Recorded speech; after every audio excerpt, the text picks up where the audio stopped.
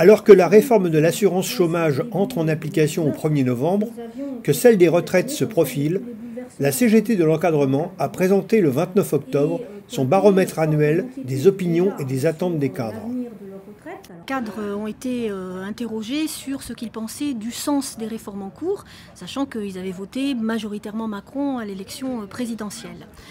Eh bien, il se trouve que très majoritairement, ils rejettent les objectifs de ces réformes et désavouent le gouvernement, comme d'ailleurs le patronat, par exemple, sur l'assurance chômage. À plus de 73% sur leur retraite, ils estiment que leur droit sera sacrifié.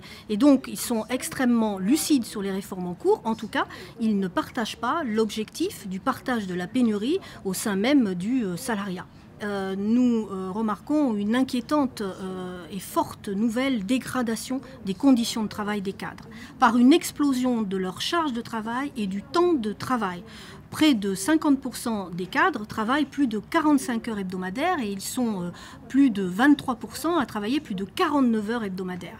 Ce qui amplifie les risques aujourd'hui de burn-out. Nous les avons aussi interrogés sur l'évolution de leurs aspirations en matière de santé au travail, de charge de travail et de temps de travail.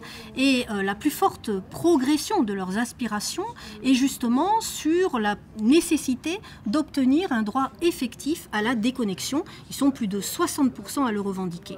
C'est de plus en plus clair auprès de l'opinion publique que cette réforme va vers une paupérisation des retraités et en même temps, tout le monde sera perdant dans cette réforme. Pour faire passer effectivement la pilule, éviter le débat de fond sur cette réforme des retraites, eh bien, il faut stigmatiser les cadres et essayer de diviser le monde du travail en surfant sur le populisme, en désignant les cadres comme les riches, alors que nous savons que les vrais riches, ce sont les 1% de la population qui vivent de leur rente. Donc on stigmatise les cadres et on explique que c'est eux qui doivent voir prioritairement sacrifier leur retraite et que leur retraite sera inversement proportionnelle à leur salaire. Plus vous avez un salaire élevé, moins vous aurez de maintien de votre niveau de vie. Pourquoi faire ? C'est certainement pas pour permettre à ceux qui gagnent moins d'avoir plus, puisque la retraite par points, vous bénéficierez au mieux de ce que vous aurez cotisé. Dans le marketing de la réforme, Delevoye avait dit la main sur le cœur que c'était justement pour protéger l'intérêt des jeunes qu'il fallait préserver ces retraites et faire cette réforme. En réalité, il renvoie cette réforme probablement dans son intention à ceux qui rentreront sur le marché du travail à partir de 2025, de façon à éviter les mécontentements de ceux qui sont déjà actifs et de faire face à des mouvements puissants de grève. Nous pensons, nous, que le gouvernement est en train de reculer et que c'est le moment d'intensifier le rapport de force et les mobilisations. Et c'est pourquoi nous appelons, notamment au niveau de l'UJIC-CGT, l'ensemble des cadres à effectivement intervenir dans cette mobilisation et pour faire échec à cette espèce de concurrence malsaine entre les différentes catégories de salariés.